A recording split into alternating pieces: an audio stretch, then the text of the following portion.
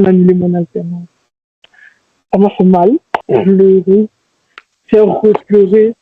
J'ai repleuré. On a fait ton profil, tu peux commencer. Bonjour, Fortress Pétan. Merci d'accepter de partager ton parcours, ton expérience avec nous. J'espère que ce sera un partage enrichissant pour moi et pour tout le monde. Donc, merci de te présenter et de nous en dire plus sur toi. Gisèle, bonjour à tous. C'est un privilège pour moi de prendre la parole aujourd'hui pour parler de mon parcours. Je suis Fortress Pétan. Si je peux parler de mon parcours, je dirais que j'ai eu un baccalauréat A4 allemand au collège de la Recette. Ensuite, j'ai intégré Saint-Jérôme Business School où j'ai fait 3 ans en management. Je suis spécialisée en comptabilité, contrôle et audit. Ensuite, j'ai fait une année, apprenant à me connaître. J'ai fait des stages, j'ai fait des cours de langue. Après, j'ai allé continuer mes études à l'étranger, notamment en France. Audit, contrôle et performance. Donc, actuellement, je suis en master. Alors, j'ai fait un semestre et après, j'ai décidé de changer d'école. Donc, j'ai recommencé mon de master parce que je voulais faire l'alternance pour le coup. Donc, j'ai trouvé l'alternance et j'ai changé de parcours comme je vous l'ai dit. Donc, actuellement, je suis étudiante en alternance. Je fais l'alternance en contrôle de gestion depuis octobre 2024 et franchement, ça va bien pour le moment. Enfin, ça va bien. Qu'est-ce qui t'a fait choisir la France, du moins? C'est parce que tout le monde part. Qu'est-ce qui t'a fait choisir? Tes soeurs sont là-bas ou genre, du moins, qu'est-ce qui t'a motivé? En gros, pourquoi la France? Franchement, je me pose la question pourquoi la France, mais je pense que dans la recherche d'opportunités, quand j'ai essayé de faire une petite analyse, je me suis rendu compte qu'en fait, la France, enfin, aller en France allait être plus facile. De base, j'hésitais, j'allais en Allemagne ou en France. Et finalement, j'ai choisi la France. Pourquoi? Parce que je pense qu'en termes d'opportunités et en termes de facilité de procédure, c'était le meilleur choix. J'allais pas apprendre la langue. Et que, voilà, au Cameroun, on parle le français. J'allais pas me casser la tête à faire les cours de langue. Et je souhaite donner une portée internationale à mon profil. Et du coup, quand je regardais les programmes qui étaient proposés par les écoles, déjà, franchement, je me suis dit que bon, pourquoi pas, tu vas en France, tu te formes, tu prends la physique, tu prends l'alternance, tu prends tout ce que tu peux prendre qui va te permettre de maximiser en expérience. Et après, si jamais il faut faire un semestre à l'étranger pour aller tester un autre pays, là, ça donner vraiment le portée internationale que tu recherches, ben, tu penses, tu dis avec la France, ça va être plus facile qu'avec les Genre, comment est-ce que tu as senti tes premiers mois, quoi? Genre, est-ce que quand t'es arrivé, tu t'es senti à l'aise et tout, tu as trouvé l'école, tout, yeah. C'était chaud. Franchement, il faut avouer que c'était difficile. C'était très difficile les premiers mois, bien que, voilà, moi, je suis arrivée en France en septembre, je suis arrivée, ma rentrée avait déjà commencé même. J'ai été bien accueillie par mes grandes sœurs, franchement, les premiers jours, c'était chill, j'étais à la maison, j'étais avec mes sœurs. Le lendemain, elle m'a mené faire les cours, voilà, et tout. Et donc, quand il fallait me raccompagner dans ma ville, c'était difficile. C'était difficile pourquoi? Parce que il est bien vrai qu'après mon bac, je suis sortie de la maison familiale. J'étais en famille, toujours, j'étais chez mes grands-parents à Douala. Et quand je suis arrivée en France, j'étais seule dans ma maison parce que moi, j'avais pas voulu prendre de colocation. Je voulais être seule. C'est pas facile. Franchement, pour avoir été habituée à être avec la famille, les frères, les sœurs, franchement, tu connais personne, tu es toute seule dans ta maison, tu dois te démerder pour partir à l'école, rentrer cuisiner, manger. Quand tu avais l'habitude de rentrer, on a préparé. Tu vois, c'est trop difficile. Mais après un moment, je me suis dit que dans ma chérie, tu as un objectif à atteindre. Tu vas mettre de côté tout ce à quoi tu ne t'es pas habitué là. Tu vas te dire, bon, pour devenir une grande dame, tu dois passer par certaines étapes de la vie. Et voilà, je me suis dit, bon, tu te bats. Et après, le plus difficile, c'était aussi de se faire des amis. Franchement, je pense que moi, je ne peux pas dire que je suis vraiment intégrée parce que depuis que je suis en France, je suis entourée de Camerounais. Je ne sais pas pourquoi, mais je parle un peu avec des personnes d'autres origines, mais Alors, je suis plus entourée de Camerounais. Moi, juste que j'ai du temps parce que j'ai changé de ville, j'ai changé d'école, j'ai changé plein de trucs. Mais juste là, franchement, même dans ma nouvelle école, je rencontre que des Camerounais.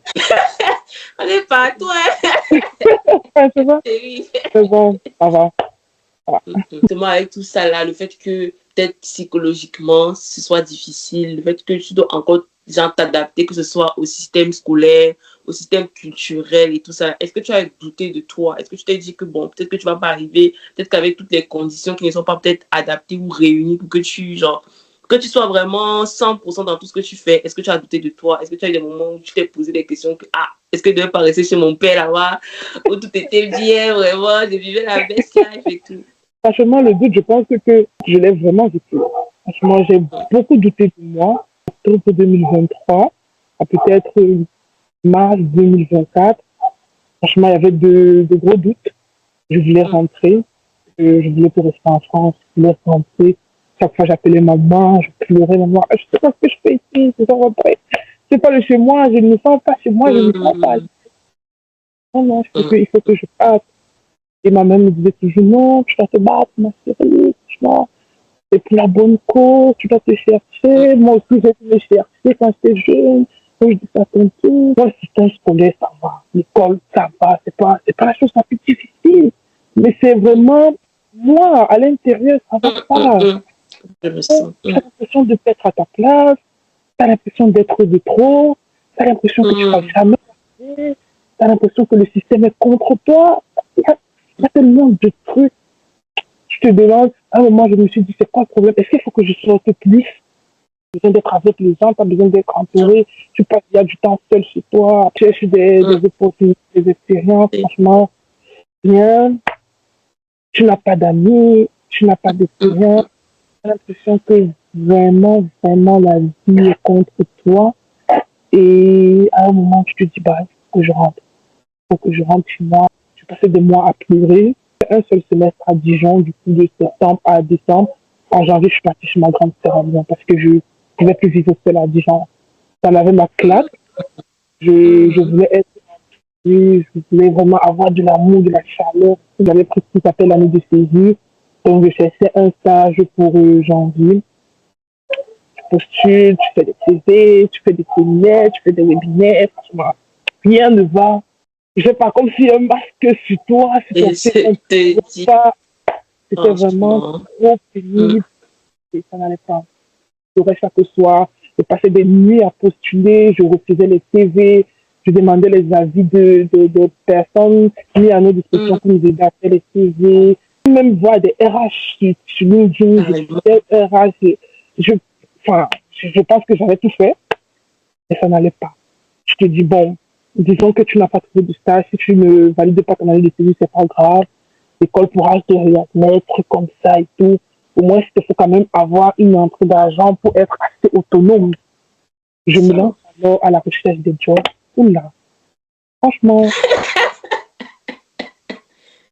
tu te lèves le matin, tu imprimes des CV en quantité, tu t'habilles, tu prends un sac à main, tu mets les CV, tu marches, magasin après magasin, tu déposes, on t'appelle jamais. Franchement, tu postules en ligne, j'ai tout fait. Puis à un moment donné, c'est que j'avais déjà des entretiens pour des stages. Mais après, désolé, mais il y a tellement de malgré, ouais. Aïe. Pas les bras. Un jour, je suis restée comme ça, une entreprise m'a appelé pour faire le job. Franchement, je pense pas. C'était la première fois que j'étais très heureuse en France. Franchement, j'étais très heureuse. Et voilà, tu as postulé pour tel job. Et j'avais une amie qui m'avait dit qu'elle avait fait le job là. C'était un job d'enquête dans le transport. Franchement, elle dit, pas de souci, même si je fais 12 heures de temps debout, parce que le job, c'était quoi? Il fallait poser des questions aux gens en route. Franchement, alors c'était très difficile. Parce que toi, tu travailles le matin, quand les gens partent au travail. Toi, tu travailles le soir, quand les gens rentrent du travail. Et tu dois aborder les gens. Bonjour, excusez-moi, est-ce que ça vous dérange de m'accorder un peu de votre temps? Franchement, c'était trop. J'ai quand même fait ça pendant, je crois, 3 mois. Tous les jours? Non, on ne travaille pas tous les jours, c'est 2 fois par semaine, heureusement. Des gens désagréables, mais tu as aussi des gens super gentils. C'est vraiment les gens, super gentils qui pour rien venaient eux-mêmes vers toi pour te dire qu'est-ce que vous faites, je peux vous aider. Bref, après, je décide de changer de parcours parce que moi j'avais pris un parcours initial avec césure. Je ne sais pas si tu connaissais pas le principe de la césure. Mais est-ce que tu as validé ta césure ou pas? Bon, du moins, raconte-nous parce que moi, je sais pas. Qu'est-ce qui s'est passé? En fait, le principe de la césure, c'est que généralement, entre le master 1 et le master 2, tu fais une année de stage, donc 2 stages de 6 mois. Mais tu as l'obligation de valider minimum 4 mois de stage. Dans mon école, c'était entre le premier semestre et le deuxième semestre du master 1. C'est pour ça que je n'ai que fait le premier semestre du master 1. Je cherchais mes stages, ça ne me donnait pas. En fait, je voulais faire quoi? Je voulais faire première année césure, deuxième année alternance. J'avais vraiment fait mes calculs. Hein. Si je fais la césure comme ça, 12 mois, après je fais l'alternance 18 mois, je gagne 2 ans et demi d'expérience. Franchement, tu sors de l'école avec 2 ans et demi. Oh là là! Franchement, la vie m'a enseigné comment dire. La vie m'a vraiment enseigné parce que j'ai postulé. Franchement, Gisèle, j'ai postulé. J'ai changé les CV. Franchement, je pense que j'ai des archives de CV. J'ai changé les CV. Je me suis battue comme je pouvais, mais rien. Et après, à un moment donné, j'ai commencé à beaucoup prier parce que j'avais aussi relâché la prière. Hein. Un temps, j'ai commencé à me dire, mais pourquoi je postule pas plutôt pour l'alternance, tu vois? Surtout qu'on m'avait dit, l'alternance sera difficile de trouver, tu sais, puisque l'entreprise paye ton école, l'entreprise te donne un petit salaire à la fin du mois.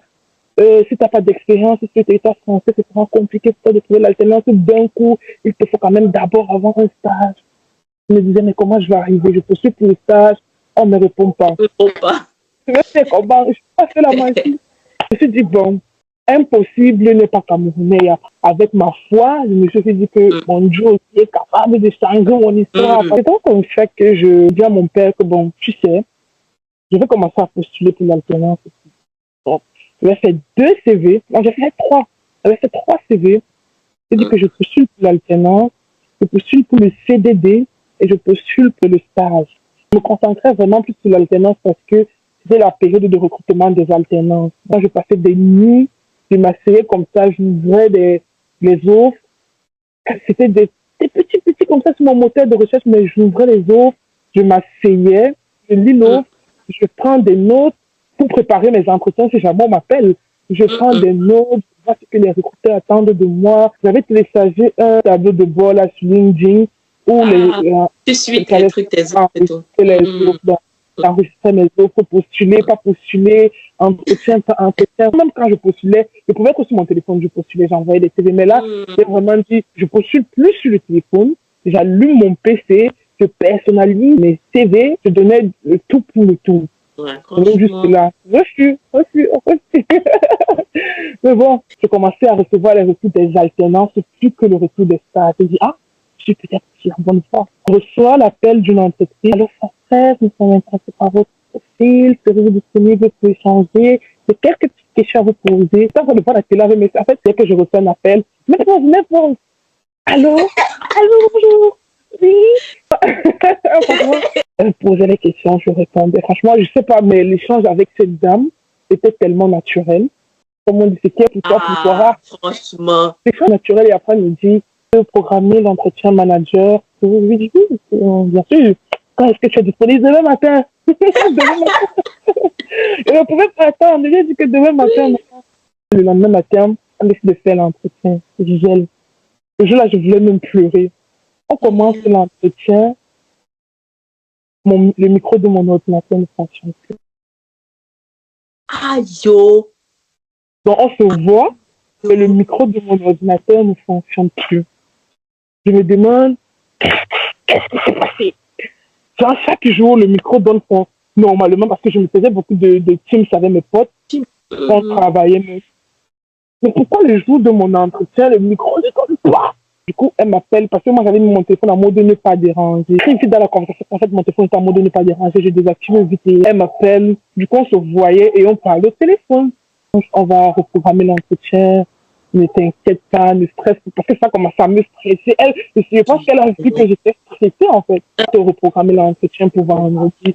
Juste, il va y avoir un PC qui va fonctionner. Vu là, comment c'est le travail, il lui a dit que maman, pardon. Ah, tu trouves un moyen d'être connecté, mais je dois faire mon entretien et on ne doit pas t'appeler. Mais toi, maman, de ne pas déranger ce team, qu'on t'appelle pas. Le jour de l'entretien, franchement, ça s'est trop bien passé. Franchement, je pense que c'était le deuxième meilleur entretien de ma vie. On a échangé tellement naturel, tellement fluide. Elle m'a dit qu'elle allait me faire signe dans un mois maximum. Moi, je me suis dit, peut-être qu'elle ne veut pas, comme tout le monde, mais bon, je reste quand même. Je voyageais. Les recruteurs m'appelaient. Oh, nous sommes dans le nord de la France. Tu peux te déplacer. Oui, il n'y a pas de souci. On te programme l'entretien quand je mettais juste des intervalles qui allaient me permettre de pouvoir me déplacer pour payer 500 € du train pour aller à l'entretien. Et payer pour partir faire l'entretien parce que j'avais mes objectifs à atteindre. J'ai enchaîné les requis. Un jour, j'étais dans les transports, j'ai fait un appel. Allô, Fortress, comment tu vas? Et tout, ça va? C'est tel de telle entreprise. Tu te rappelles, on avait fait l'entretien, tel jour, tel poste. Et lui dit, après, il me dit, on a fini d'analyser les candidatures. La meilleure, c'est la liste.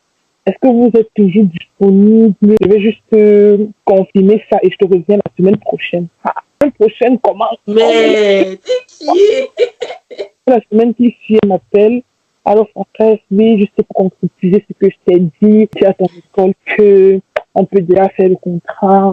Franchement, j'ai raccroché, j'ai mis les loin, j'ai dansé, ça fait mon père. J'ai dit, ah, pourquoi quoi? Ma part, c'était l'alternance, c'était pas le stage, c'est tout ça que. Et comment ça lui dit que tu sais les plans du Seigneur. Il y a trop de doutes.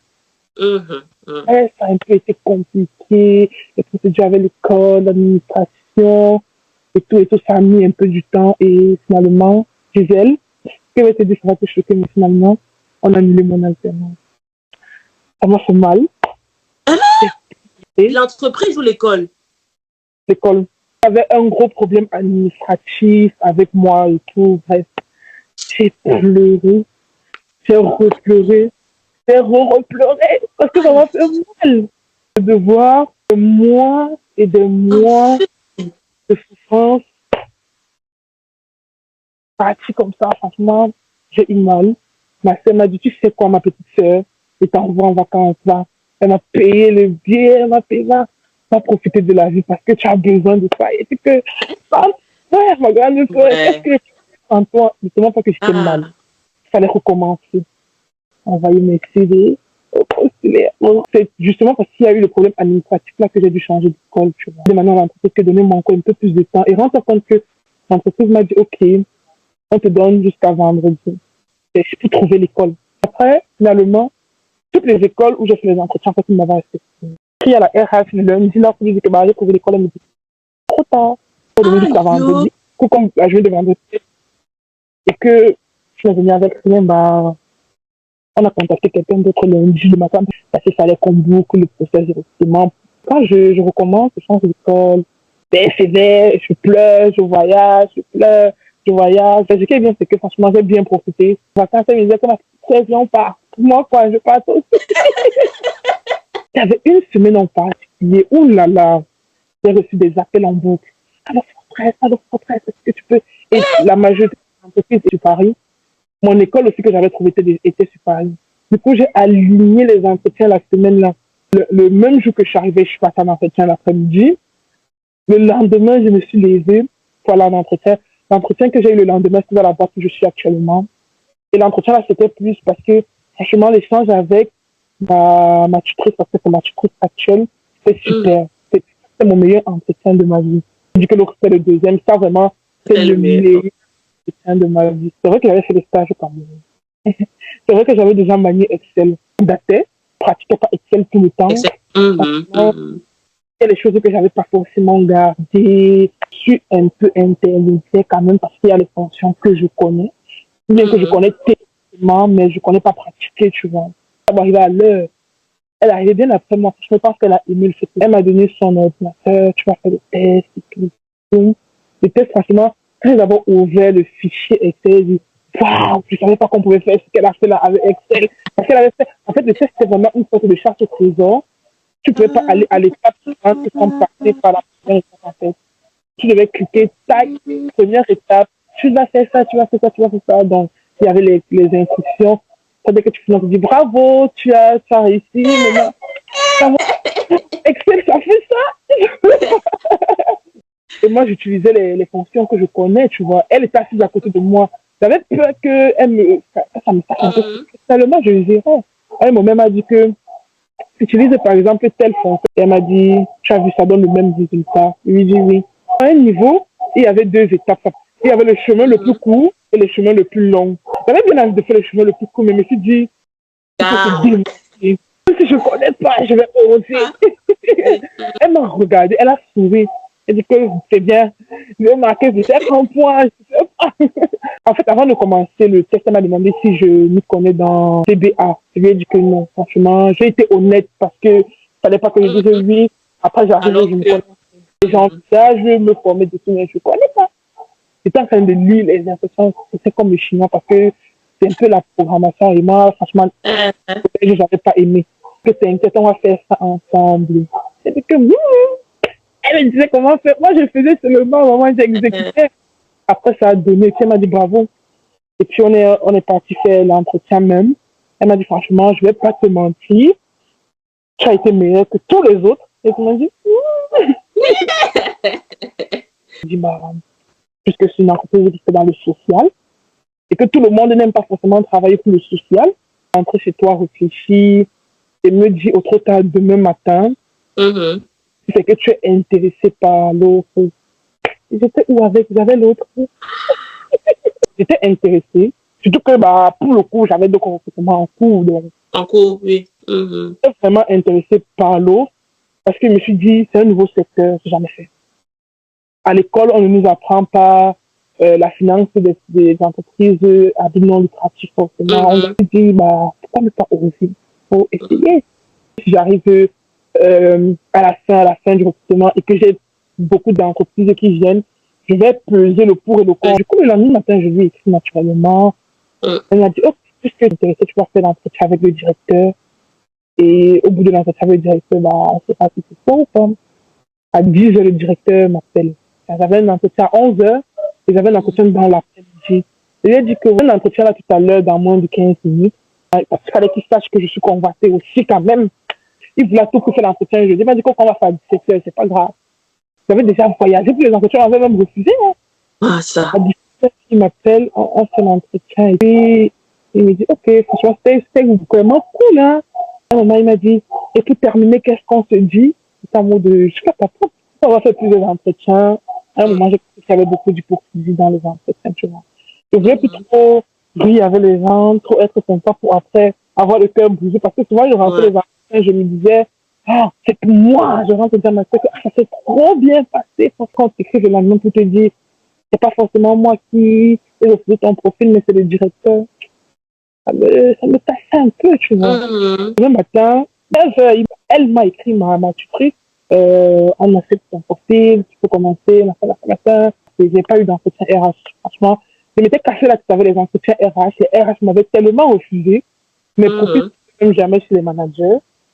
Mais le jour où un manager a pris mon CV, m'a appelé, j'ai eu ma manager. Bref, ils me font signer mon contrat. Après même ça, ce n'était plus le problème administratif de l'école ou whatever.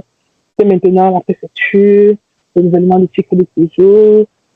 Comme tu as changé de parcours, tu dois d'abord venir avec le contrat d'alternance, sinon on ne te donne pas ton titre de séjour. L'entreprise aussi qui te dit que si tu ne me donnes pas, peut-être qu'on peut humilier. Je me disais, Seigneur, c'est quoi comme ça? Entre octobre 2023 et mars 2024, j'ai beaucoup douté de moi, manqué de confiance en moi, j'ai beaucoup pleuré. Je pense que les pleurs d'après, ce n'était pas le manque de confiance, c'était la douleur d'un être humain qui a un domaine professionnel, tu vois. À partir de mars, là, j'ai regagné confiance en moi. Je me suis dit, une entreprise ne me recrute pas, c'est ce qui paye. Parce que je sais ce que je vaux. Mon potentiel intellectuel, social, et du coup, c'est pas moi le problème. Je me remettais en question, ça c'est vrai. Peut-être que tu as mal dit ça, peut-être que le prochain entretien, tu vas t'améliorer. Mais je refusais de croire que j'étais le mauvais candidat. c'est pas pour moi. Première des choses. Deuxième des choses, c'est eux qui payent. Parce que je suis une pépite. Bon, ce sont des bons conseils. J'espère que ça va aider ceux qui traversent les problèmes d'alternance là-bas en France. Parce que je vois que vous êtes vraiment nombreux. Franchement, quand il y a ce dit que, heureusement que je n'ai pas voulu aller en France, hein. Peut-être que j'allais déprimer comme ça, là. Non, parce que moi, aujourd'hui, je me porte, hein, mais la lectrice des CV, c'est moi qui lui ai les CV. En plus, modifie ça, modifie ça. Là, tu es dans le social, dans l'entreprise, là, justement. Dans tes problèmes de préfecture, tout ça, là, c'est réglé. Oui, franchement, ça s'est réglé. Franchement, gloire à Dieu, gloire à Dieu. S'il y a des personnes, justement, qui sont, du moins, qui traversent la même chose, la même situation, qu'est-ce que tu peux partager, en fait, genre, pour booster un peu les gens et donner ce que tu peux donner, quoi? C'est que c'est psychologique. Okay. Je pense vraiment que c'est pas seulement psychologique, mais il y a une grande partie qui est psychologique, tu vois. Aussi émané du fait que souci du regard des autres. Tu te retrouves où tu as tendance à te dire tu ne peux pas, c'est difficile. Tu vas prendre ça, finir par croire en ça, en fait. Ça va devenir une sorte de croyance. Et finalement, tu vas le vivre. C'est difficile, tu peux pas faire l'alternance sans avoir eu du stage. Je vais me dire, ouais, c'est difficile. Les autres ont essayé, ils n'ont pas. Les amis que j'ai trouvés en France qui ont cherché l'alternance, ils n'ont jamais trouvé. Moi, j'ai trouvé. C'est pas impossible, c'est possible. Ils ont fait des stages, mais n'ont même pas trouvé d'alternance, tu vois. C'est que tu finis par croire à une chose et à t'accrocher dessus en te disant, on a dit que c'est difficile. C'est difficile. Enfin, c'est vrai, c'est difficile. Mais faut pas s'accrocher sur le fait que c'est difficile, en fait. C'est difficile, mais je pense que je peux y arriver. Faut se booster personnellement, se booster en interne, se dire, si elle a pu faire, moi aussi je peux faire. Qu'est-ce qui peut m'empêcher de faire, chercher ses propres limites à toi? Qu'est-ce qui m'empêche de faire? Si tu énumères, ce qui m'empêche de faire, par exemple, c'est que je suis flemmarde, c'est que j'aime scroller sur les réseaux. Tu essayes de te faire une sorte de discipline qui va te booster, en fait. Ce qui me pousse à dire que, mais, on a dit que c'est difficile, mais c'est difficile plus que qui même.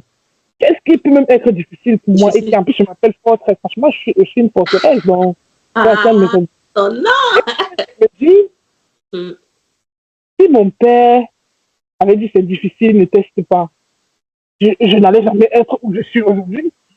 Si ma mère était pareille, je n'allais jamais être où je suis aujourd'hui. C'est penser à ce que je veux être une personne influente dans le monde professionnel, dans le monde de la finance. Les influences de l'autre vie, là, franchement, ça ne me regarde pas, mais dans le cadre professionnel, j'aimerais qu'un jour, on dise que forteresse va venir pour tel séminaire et que les gens aient envie de venir m'écouter parce que j'ai eu un parcours inspirant, parce que je dégage quelque chose, parce que je peux apporter une plus-value à quelqu'un, tu vois. Faire ça, et j'ai donné les moyens. Donc, je me suis dit, ma chérie, tu te lèves, tu ne te dis pas que c'est impossible, tu sais que c'est difficile, mais tu es un enfant de Dieu, demande à ton père de t'aider, connais des choses, et toi-même, booste-toi de l'intérieur, motive. Je sais pas, je pense qu'il faut déjà savoir s'encourager en interne et ne pas écouter ce que les gens nous disent, parce qu'on peut te dire d'ailleurs que tu es bête, on peut te dire que tu ne vas jamais arriver, on peut te dire que tu ne seras jamais rien, mais toi-même, qu'est-ce que tu penses de toi, tu vois? Qu'est-ce que tu penses de toi? Qu'est-ce que toi-même tu dis de toi? Qu'est-ce que tu dis? Parce que moi, je me dis, après c'est biblique, la vie et la mort sont au pouvoir de la langue. Ce que tu dis de toi, et si tu crois en ce que tu dis de toi, parce que c'est un peu de la foi, en ce que tu dis de toi, ils pensent que tu vas y arriver. Est-ce que tu te dis que tu es un feignant parce que les gens t'ont dit que tu es feignant et tu as accepté de croire en ça? Ou bien tu te dis que tu es un bosseur et que quelles que soient les difficultés que tu vas avoir sur ton chemin, tu vas essayer de te lever en tant que guerrier et d'atteindre tes objectifs que tu t'es fixé. Moi, franchement, je ne veux pas que mes enfants souffrent. Parce que moi, je compte sur les enfants. Et mes enfants doivent pas souffrir. Ça veut dire que je dois mettre du paquet maintenant pour avoir les moyens, pour pouvoir leur donner de la bonne éducation. Généralement, quand les enfants naissent dans un certain cadre, où ils ne sont pas assez bien encadrés parce qu'on va pas se mentir, l'argent aide à bien encadrer. C'est sûr, maman. Je sais que l'argent aussi, parfois aussi, l'argent monte dans la tête, pas. Quand même, l'argent aide à bien encadrer l'enfant, lui donne ce dont il a besoin pour atteindre ses objectifs parce que nous, on rend de grandes personnes de moi. Et c'est pour ça que je me dis, mon père, il s'est battu pour moi. Je dois me battre pour ses petits-enfants. Exactement. Donc, je me donne les moyens. Parce qu'à un moment, elle m'avait dit que je suis un monstre. Parce que 22 heures, quand j'allume mon PC, même si on a mis quel film, quelle série que je voulais voir depuis, j'ai lui dit que maman, tu vas seulement voir ça sans moi, je vais voir après. Parce que là, c'est le moment de poster. Elle pouvait se réveiller à 6 heures du matin, je suis encore sur mon PC, en train d'envoyer mes CV parce que je dois me donner les moyens d'atteindre les objectifs. Évitons de croire en ce que les gens disent de nous, surtout quand c'est négatif. Parce que quand c'est positif, tu embrasses. Quand c'est négatif, on rejette. Pour rejeter tout ton de négatif. Franchement, moi, je m'éloigne. Je rejette. Après, il faut s'entourer de bonnes personnes. Des personnes qui savent nous valoriser. Des personnes qui savent voir en nous le potentiel que nous-mêmes, on n'arrive pas à voir.